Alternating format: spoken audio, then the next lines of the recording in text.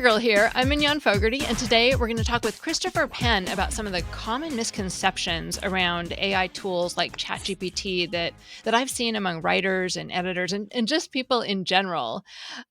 Whether you love it or despise it, I think it's really important to understand AI. And Chris is a guy who can really help us do that. Christopher Penn, welcome to the Grammar Girl podcast. Thank you so much. It is nice to be on one of the OG podcasts. You and I have been podcasting, I think, since what, '05? You were '05, I think I was '06, but yeah, it's Nice. been a while. Yeah, and so actually, because I've been subscribed to your newsletter for so long, one of the things I've noticed about you is that you are always on the cutting edge of trends and data. I mean, you called the housing crisis in 2007. I remember, I was looking at buying a house and you actually said to me, "Mignon, I think maybe you should wait." And I did not take your advice. It was one of the worst financial situations I've ever made, but we loved the house. It turned out okay, but you were definitely right.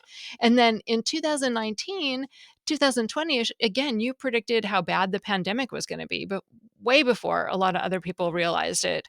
And so I guess it was about a year and a half ago, I noticed your Almost Timely newsletter became entirely about AI. And I would love to hear more about how that came about, like whether it was a gradual thing or did you just have an aha moment where you were like, okay, this needs to be everything?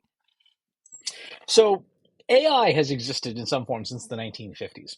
I started to have an interest in 2013. And there's three branches of AI. There's what's called regressive, classification, and generation. Regression is needle in a haystack. Hey, here's a bunch of data and here's an outcome. What in the data is like this outcome, right? We call this finding AI. There's classification, which is here's a bunch of data, let's organize it. Like, what do we got in here? You see this with particularly with people like marketers trying to organize things like social media posts. Like, there's so many. How do we organize and classify them? So that's the central kind. And then there's this new branch that started in 2017 called generative, based on an architecture and a paper created by Google called "Attention is All You Need," and the architecture is called Transformers. That became a product family really around 2020, just as the pandemic got rolling, when companies started to say, maybe we can get this architecture to do something interesting, like predict the next word in a sequence in a way that's never been done before. By 2021, there were usable models that would write coherent text, not factually correct, but at least coherent, is readable. Prior to that, it looked like you were rolling your face on a keyboard. And then and that was when I started paying attention to this technology. I started using OpenAI's GPT-3, which had come out 2021. And then November 2022, OpenAI releases a tool called ChatGPT. And suddenly everyone's an AI expert.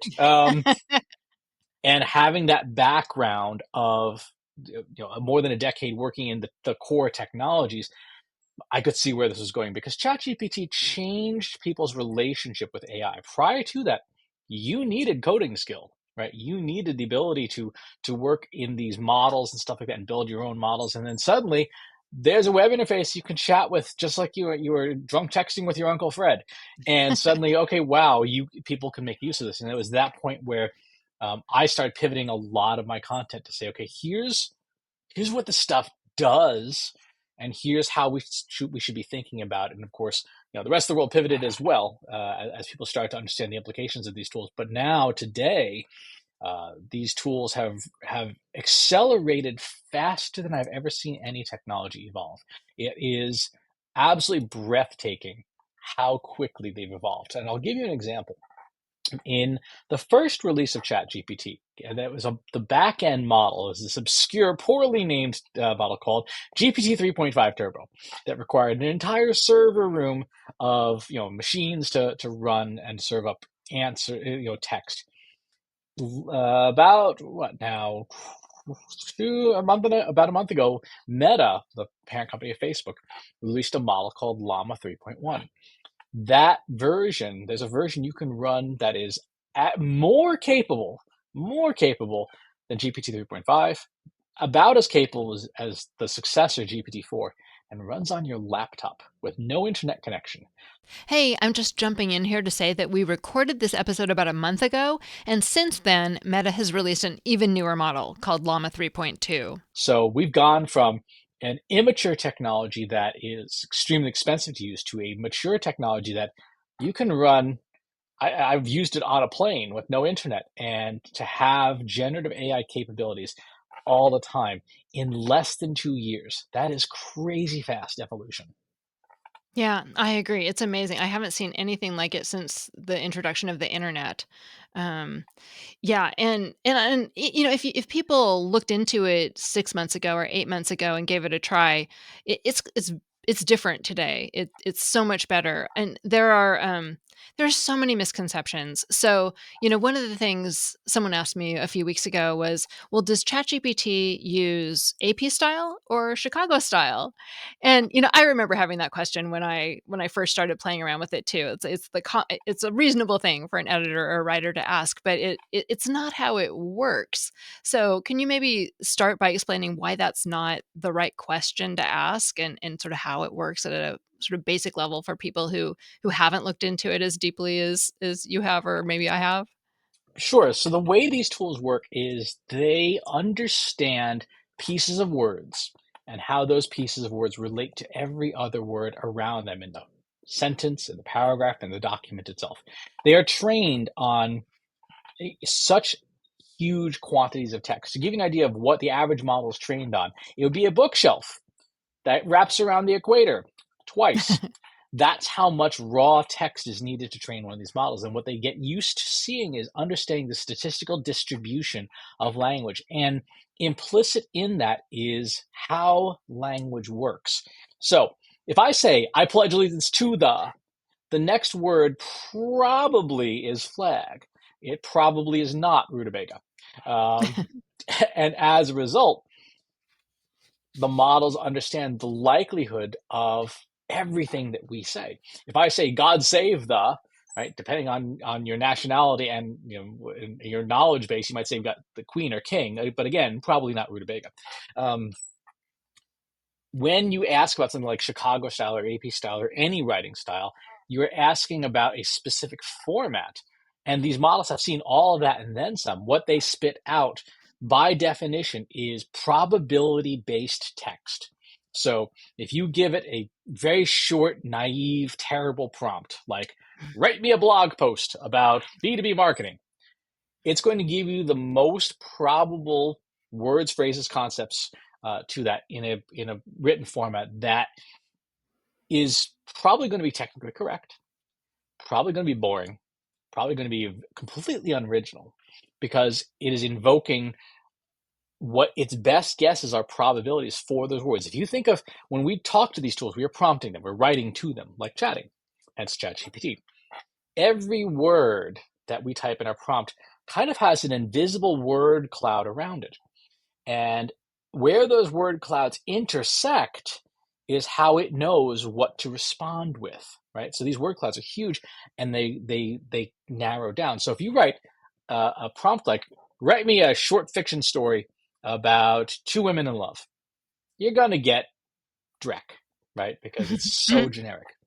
But if you say, write me a short story about two women in love set during the Victorian period, but set in Wales instead of London, and the one woman comes from originally from Scotland, the other woman comes from France originally, you see all these extra words and all these word clouds start overlapping and they get more and more precise, and you get more and more text that is unique and different because you're getting more specific. The one thing I say in all the keynote talks that I do is if you remember nothing else, the more relevant specific words you use when you prompt these tools, the better the output will be.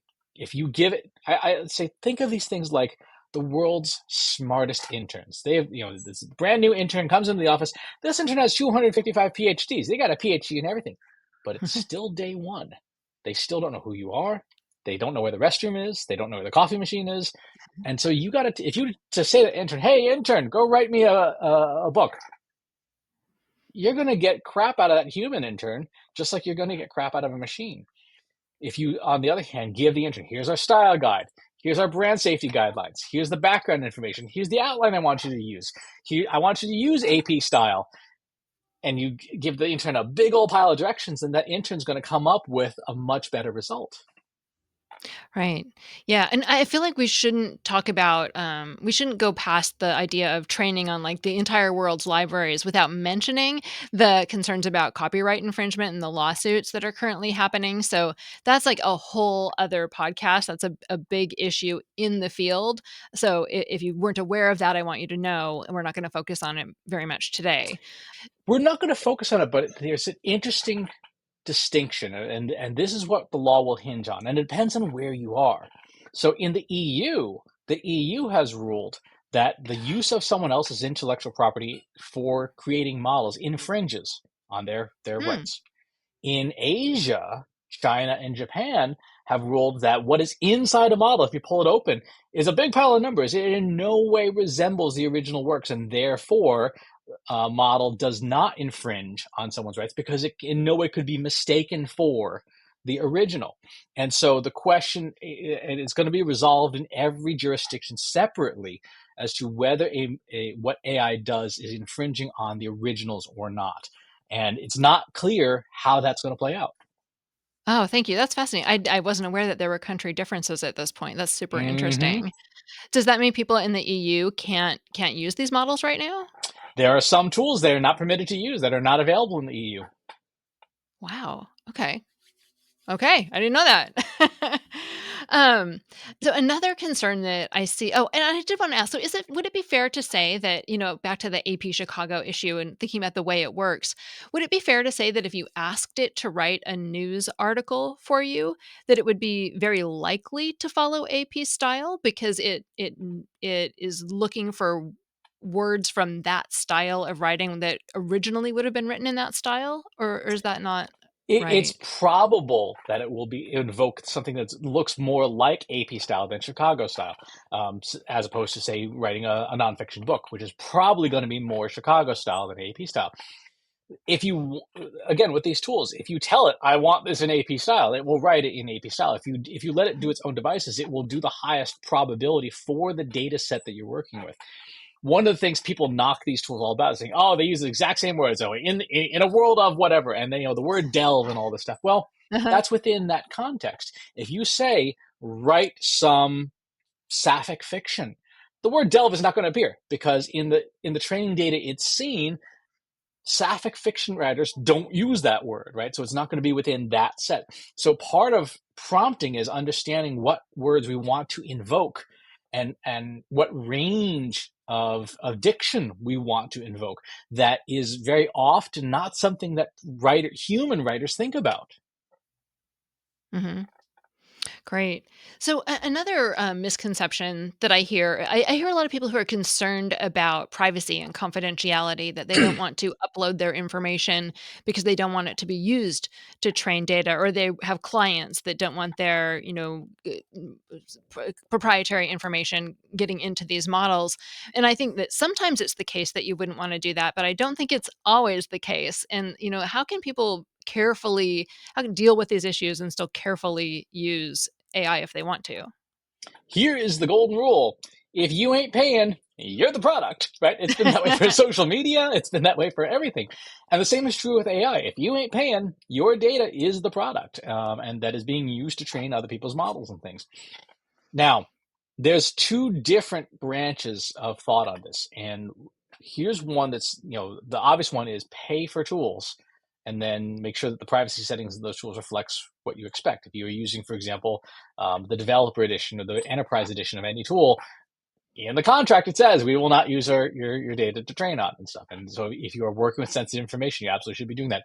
If there is some data you absolutely positively just cannot give to a third party, and there are certain versions of AI, like Meta's Llama 3.1405B model, you can run that on your own servers inside your own company, and that is totally under your IT department's control. It is reassuringly expensive to do that. You're going to spend tens of thousands of dollars on hardware, But if you are, say, a three-letter agency based in Langley, Virginia, then that's a pretty safe investment. You will have all the benefits of generative AI, but you know your data will never, ever leave the protective confines of your compound.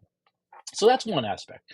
And the second aspect, when it comes to what goes on with your data, is knowing the level of sensitivity of it, right? So if your company or your work, whatever, is bound by guidelines like ISO 27001 or SOC 2 compliance stuff, you know what you're supposed to be doing with your data of any kind. You know what's allowed and not allowed. So you can just look at, here's the requirement in general that my system's supposed to have, like HIPAA compliance for healthcare. Look at ChatGPT, not HIPAA compliant. Okay, clearly then I can't use HIPAA data in a non-HIPAA system. I mean, that's kind of a no-brainer. So think about the regulations you already have to adhere to, and what systems are qualified for those regulations. Right, well, what if you're just, like, a lowly person like me who maybe has a $20 a month ChatGPT or Claude subscription or something like that? Do you feel like that is, and I think they say that they won't use your data for training, but also it's pretty cheap. So, am I putting my stuff out there, at risk? If you are putting, if you confirm that the settings say they will not train on your data, then yeah, I mean, the basis of contract law is that they will not train any data. If it turns out that they do that, then you get to join the class action lawsuit and sue them for a whole bunch of money if it comes out that they were not adhering to those terms. And again, this comes down to sensitivity. So if you are writing a book and it turns out that they in fact were training on your data but not, yeah, you should join the lawsuit. If you are processing case notes from a field agent and that leaks and that gets that agent killed, you should not be using ChatGPT, period. No, Mhm. no license, no matter. That you should be running that internally, in a protected system, because that is literally life or death. And I would say the same is true for all these different use cases. Is how what are the consequences if something goes wrong? That's a question people don't ask often enough. Is what could go wrong? Asking it unironically. Mhm. Yeah. So, let's talk a little bit about hallucinations and fact checking. So, one of the things I see the most people doing actually is using ChatGPT, Claude, Perplexity as a search engine, as a replacement for Google, essentially. And yet we know that they make mistakes. So, how do you approach thinking about using these tools for search? And what advice do you have for people who are doing that? Um, so a hallucination is a probability error. If you think of these tools like a library, like a model is like a library, and there's a librarian, you ask the librarian questions. Depending on the obscurity of the question, the librarian may or may not be able to find a book that's appropriate to your question. So if you walked into a library and we'll pretend it's obscure, and you walk and say, "Hey, I'd like the joy of cooking," and the librarian wanders around for a bit and comes back with the joy of sex, and he's like, "This is close, right?" Like, no, that's not close, not at all. But semantically, it thinks it's close enough. That's what's happening in a hallucination. Is the models have three basic directives: be helpful, be harmless, be truthful. And it's a delicate balancing act, but they try to be as helpful as possible, at sometimes at the exclusion of being truthful, right? So they will say, "Hey, you want this thing? I'm going to try my hardest to give you this thing," and it gives you this thing. And so that's the thing. You're like, "Yeah, but that's not right." Well, you say it was right. And so using these tools as search engines is probably not the best use case for a language model itself. If you dig into the raw technology stuff, you got to get super nerdy. Um, all models hallucinate 100% of the time when they're first built. It requires a lot of tuning to even just get them from lying, period, because they're always assembling just probabilities. So there's a lot of extra steps to go into refining a model to make it more truthful. And then there's additional safeguards built on top of it.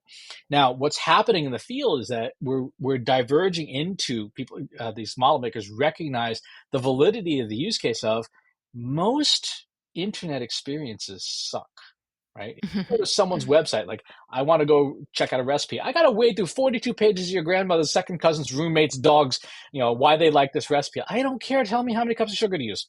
And so Perplexity and Google and ChatGPT and all these companies said, you know what? That experience sucks. So instead, we're going to generate the answer for you that says you need 2 cups of sugar for this recipe. The consumer sees that as a much better experience. And so we now have tools like Perplexity. We have Google's AI overviews. We are going to shortly have OpenAI Search GPT that use search data as the basis of their responses, and then they craft responses from that data. And they still do get it wrong. Perplexity, in particular, um, will ingest the web page content and summarize it down. So it's more accurate than just making it up from the model's long-term knowledge, but it's still sometimes wrong. Google famously, when search generative experiments became AI overviews, had the case of, well, hey, how do you make pizza, cheese, stay on the pizza? Add a quarter cup of glue to the pizza. That was from a Reddit forum post that someone said that ingest, and Google does not have a sense of humor, and therefore was unable to detect that. So for consumers, there are some tools which are going to likely lead to a higher probability of success, like Search GPT, like Perplexity, like Google AI overviews, because they are rooted in search results. Other tools like ChatGPT or straight, your regular consumer Gemini or regular Claude, you should not use those as search engines because they're not pulling from at least known sources on the web. However, they are still subject to the vagaries and the flaws of search itself, right? You can find in a search engine absolute garbage, completely incorrect information. And whether you're using generative AI or traditional search, you will still get the answer to what you were looking for, even if the answer is completely wrong.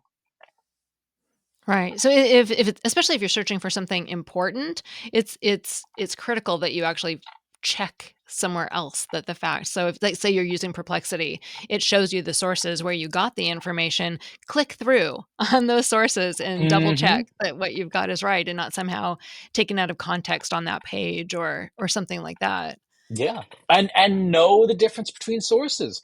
For example, we had to postpone this interview. This interview was supposed to happen last week, but I was in the hospital getting emergency surgery. Um, as part of recovery, I wanted to figure out what I could do to accelerate recovery. So I went to Perplexity. I said, find me peer-reviewed research on post-surgical, recovery methods, and it pointed out these different papers. I went and downloaded the papers themselves after checking which journals they were in: Nature, Cell, Science, NIH, PubMed. I know these to be credible journals, as opposed to Bob's random journal of of whatever, and then stuck it into a system like Notebook LM, which is a product by Google specifically made for academic research, where you give it the data and ask questions of the data. And if you didn't provide the answer, it will say, I don't have the answer. It will not try to make it up. And I was able to design a post-surgical recovery regimen that's working about 40% faster than normal because I was able to go get the data. But I had to be the informed consumer to do that. Yeah. The tools don't do it for you.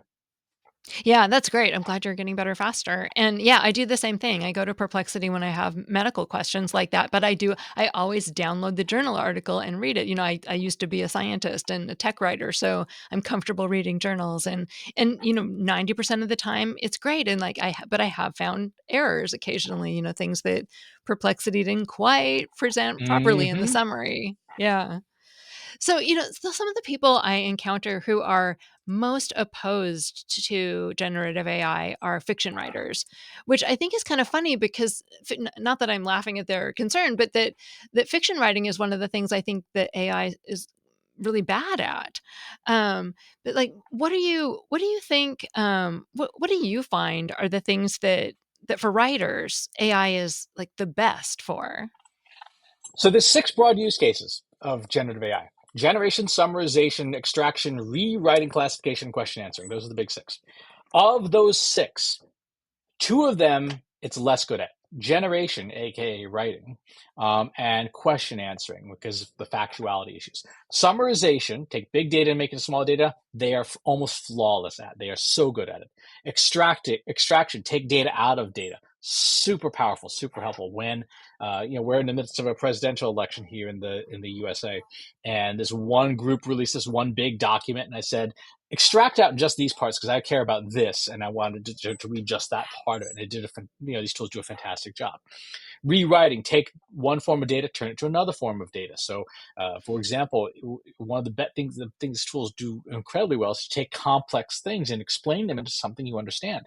So, if you are a fiction writer, you can have it explain something in a story format that's maybe an arcane concept, like how the spike protein on the SARS-CoV-2 virus works. Explain this to me as though it were a fantasy epic, and it will do an incredible job that's still factually correct. And classification, take the data and organize it. With fiction writing, here's why generative AI gets a bad rap, because people can't prompt it well for fiction writing. That's Mhm. really what it boils down to. Hmm. And because they're trying to do too much. I use generative AI for fiction writing all the time. I write Hmm. fan fiction with it. And my fan fiction is good enough that people can't tell unless I tell them this was written with generative AI. And the Hmm. process and procedure goes like this. Number one, I preload the model's conversation window, the context window, which is a short-term memory, with the topic, whatever the general idea is. Then I brainstorm with the machine what the overall plot should be. And then I have it build out character cards, and we go back and forth about who the characters should be. We look at what are their fatal flaws. We do things like Christopher Booker's 7 major story types, etc. And then I say, let's start writing the outline for the story. And I say, first, let's do 15 chapters, right? Write out the outline for each 15 chapters, 3-arc format, and so on and so forth. And I say, great, now let's divide each chapter into 5 sections. And we'll then break down each chapter into 5 sections. And say, okay, with each section, now I want you to, using all the stuff that we've got, you're going to write chapter 1, section 1, with a minimum word count of 1,200 words. Do not repeat yourself, and so on and so forth. Give it a bunch of instructions. And then I will provide it a writing style. So I'll take one of my previous human written stories that I've written and say, I want you to copy my writing style exactly, because I have a very specific way that I like to write. And so what it does is, instead of that sort of generic kind of wishy-washy machine probability of writing, it replicates me. And I have it assemble the pieces, one section at a time, and create 50, 60,000 word piece of fiction that's pretty decent. It's certainly good enough for fan fiction, because you can't make any money on it anyway; it's illegal to. But it for me is great when I want to express a story that I don't want to sit down and hand write out, because I'll have an idea in the middle of that, like, what, this would be a cool story, but I don't know that I really want to spend 6 months writing it. Could I get something that's 90% as good as me in 6 hours instead? The answer is yes. And now I have my story, and whether or not I even publish it, at least it exists. I was doing a piece the other day. I had this wild idea of, it was from a Reddit post talking about how in the Terminator franchise, Skynet should have won almost immediately. The fact that Skynet didn't, and they keep having more and more Terminator movies, indicates that Skynet wasn't trying to win. Why? Hmm. Because it was built for the purpose of war. If it wins the war, it has no purpose anymore. So its goal then is to prolong the war as long as possible so that it continues to have purpose. So I wrote a fan fiction story where this the resistance, instead of trying to save John Connor over and over again, sent a Terminator back to try and reprogram Skynet from the beginning, and it turned into a machine love story. Hmm. That's fun. You reminded me of something that came up. So the length of things you're trying to get out of AI. I use one of the primary things I use it for is transcription. We've been doing these interview podcasts, but I feel like it's really important for accessibility to have good transcripts. And we use AI to make the transcripts, and it enables me really to do these podcasts. I can do 2 shows a week now because we can get those AI transcripts. That's one of the reasons. And yet, like the other day, I put in the audio, and it came out perfectly formatted, really great, the first half, and then halfway through, it just started putting the text on there with no punctuation, no capitalization. It was this block of vomited text, and it had been so good for the first half. And like, what's the deal? Why did it just I mean, I know it doesn't have intention, but why did it just get tired and give up halfway through? It depends on, so which model or engine was it using? I was using Mac Whisper. Okay, so using the Whisper model loses coherence after a while, depending on its setting. This is one of the reasons why we don't recommend people use it unless they have some technical knowledge.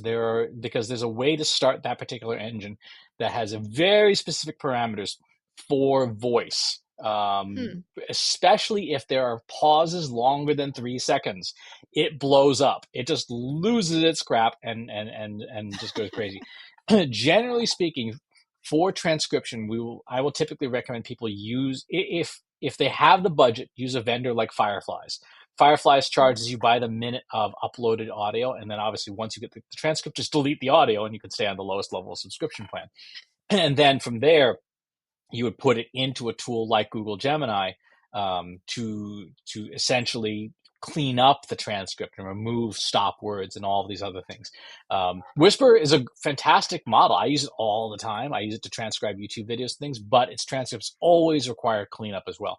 So with all of these tools, you need to have almost like a workflow that allows you to take, here's the raw audio, turn it into raw transcript, take the raw transcript, refine it into, grammatically correct, grammar, punctuation, spelling, white spaces, all this stuff, and then you can then take that and do other stuff with it. Hmm.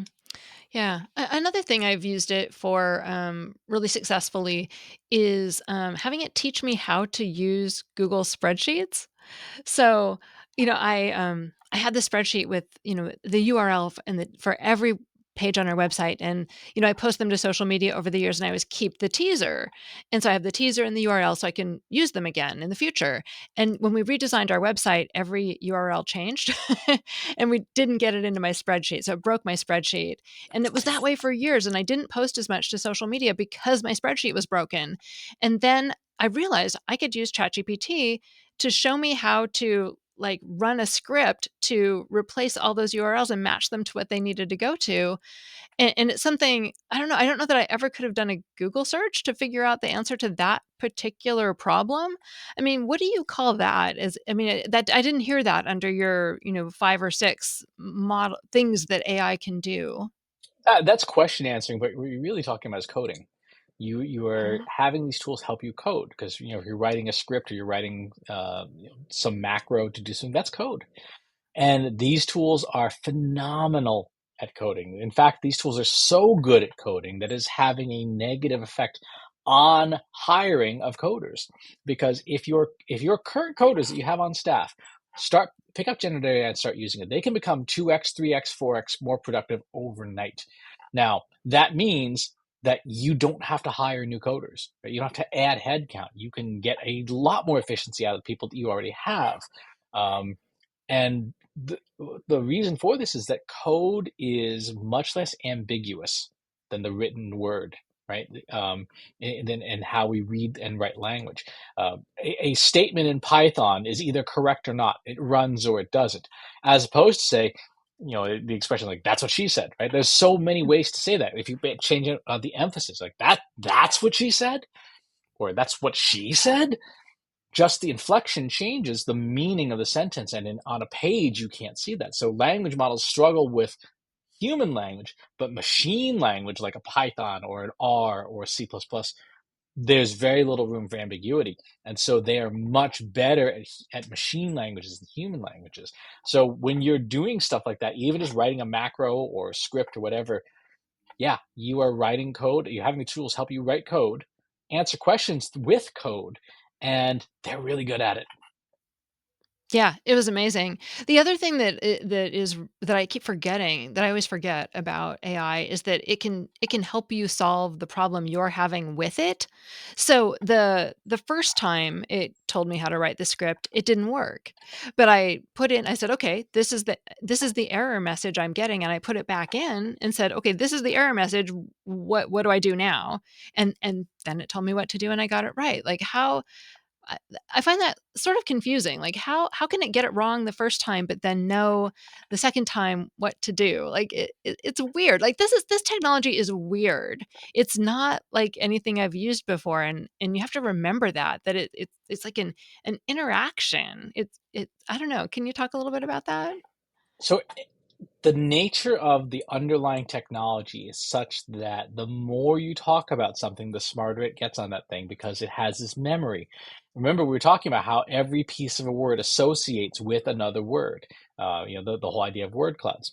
Well, if you ask it something and you don't provide a lot of information up front, it's going to do its best to infer what it is you're talking about, and it's going to get it wrong more often than it should because it's trying to even just guess what your intent is. The single biggest problem that people do, the single biggest thing that people do wrong with these tools is their prompts are too short.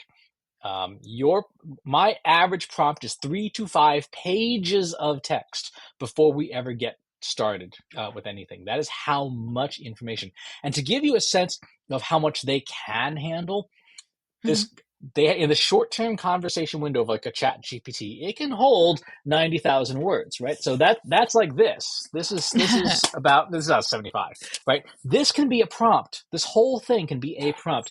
Google's Gemini, the new version of Gemini, can hold two of these as a prompt, right? 1.4 million words is how much information can go into a prompt. The more data you provide, the better. So when I prompt these tools, we have a format that we call RACE, Role, Action, Context, Execute.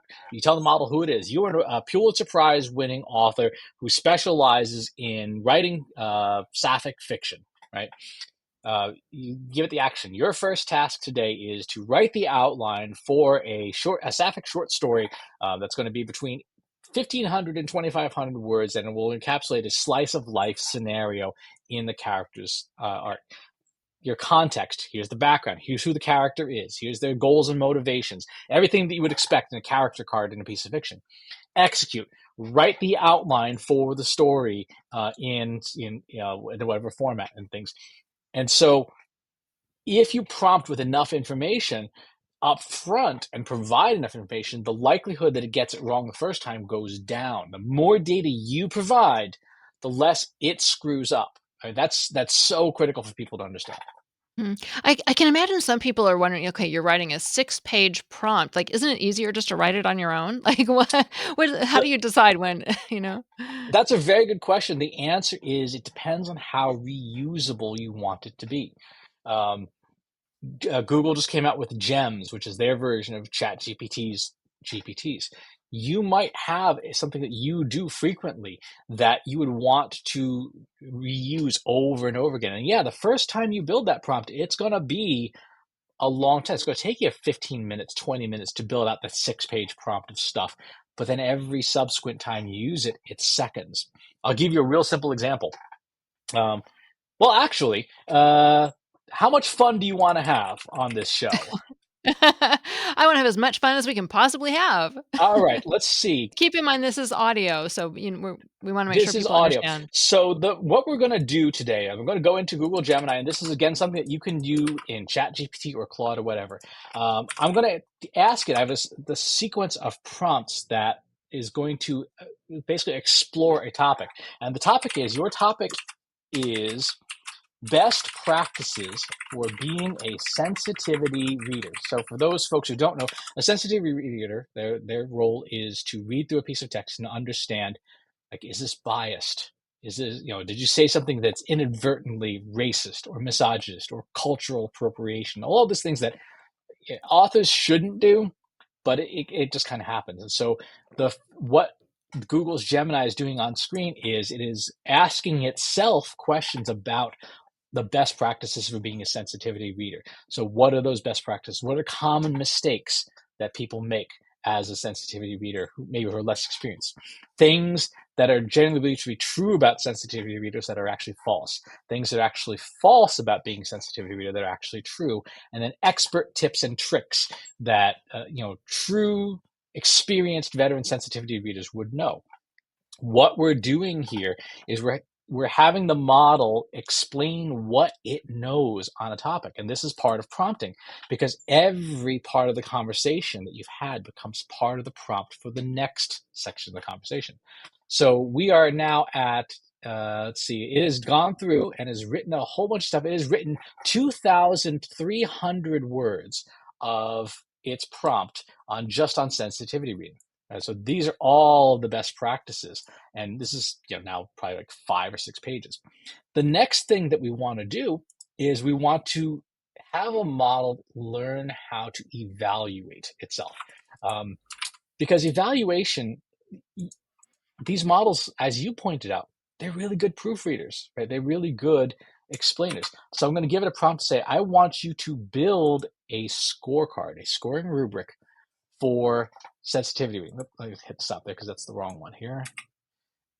Delete that. And I want you to something is sensitivity. So we're going to score. We're going to build a scorecard, and the idea being that the model would know, based on all the stuff we just talked about, how should you score a piece of content as to whether it is using condescending or patronizing tone, use of othering language, reinforcement of negative stereotypes. So it's going to build out this gigantic scoring rubric. Now, as it finishes that up, I'm going to say our next best step is going to convert this into system instructions. So we're going to say, I'd like you to convert this entire conversation into a prompt to be used with large language models like Google Gemini.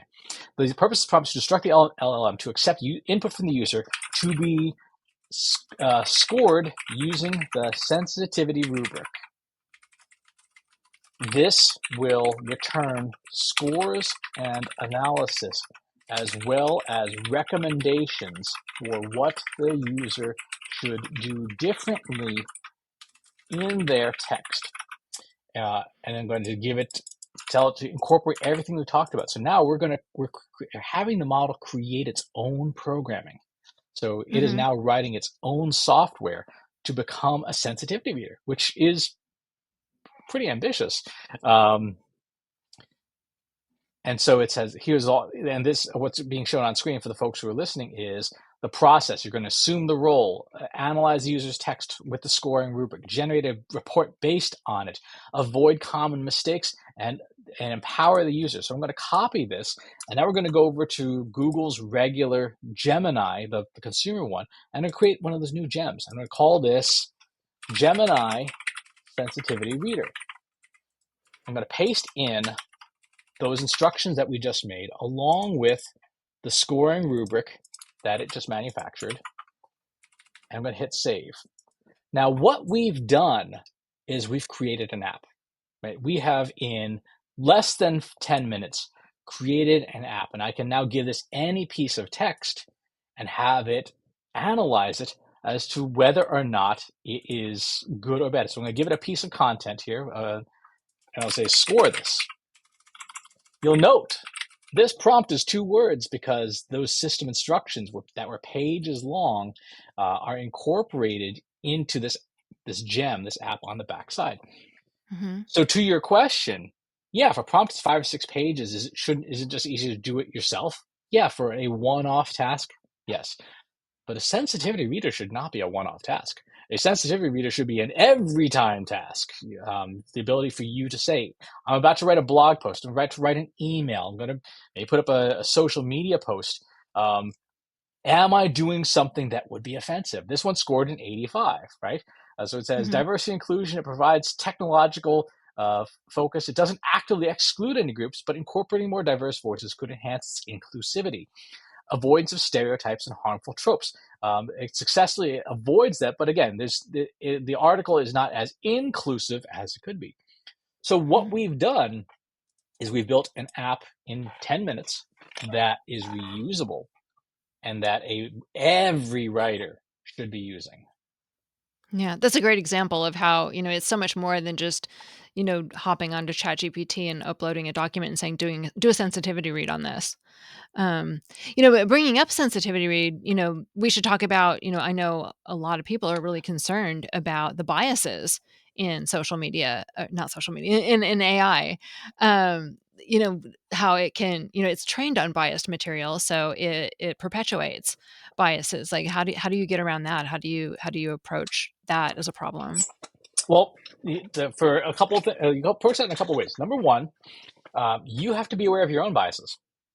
when you are creating content. If something reads okay to you, one of the questions should be is, am I biased? The answer is yes, everyone's biased. And if so, in what way does that show up in my approval of what this content is?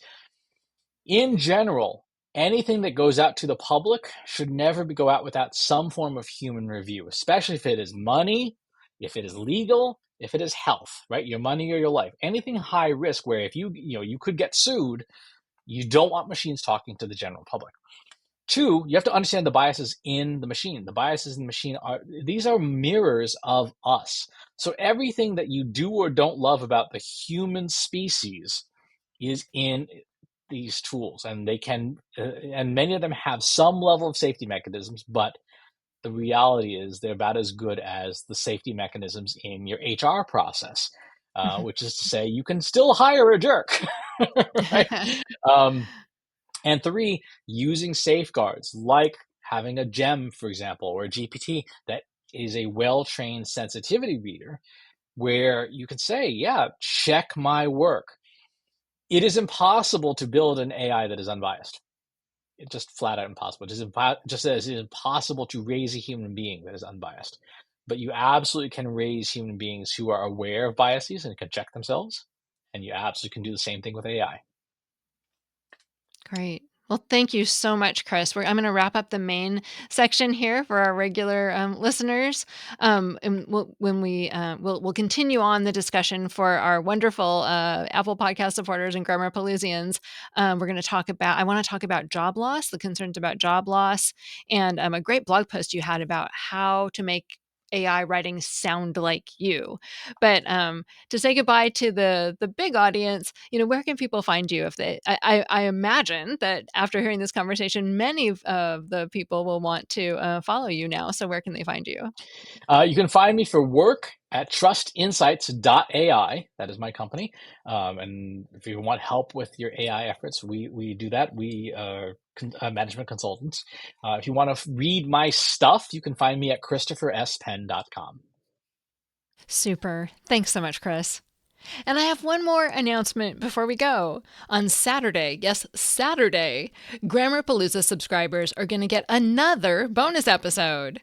This time it's an interview with Drew Ackerman, better known as Scooter from the Sleep With Me podcast. If you don't already know about it, Drew came up with the trippiest idea that became a huge hit. He bores people to sleep. He tells rambling, boring, and yes, sometimes trippy stories that people put on to help them sleep or to get through the deep, dark night, as Drew says. And Saturday, as is timely following today's show, you can hear Drew and I talk about the ways he is and isn't using AI to make his show. How the hallucinations that are usually such a problem for people have actually helped him. But we also talk about our worries and the ways it hasn't been helpful. So if you're a Grammarpalooza subscriber, look for the Sleep With Me interview in your feed Saturday. And if you're not a subscriber yet, you can always check it out with a free trial on Apple Podcasts or Subtext. All the details are in the show notes. That's all. Thanks for listening.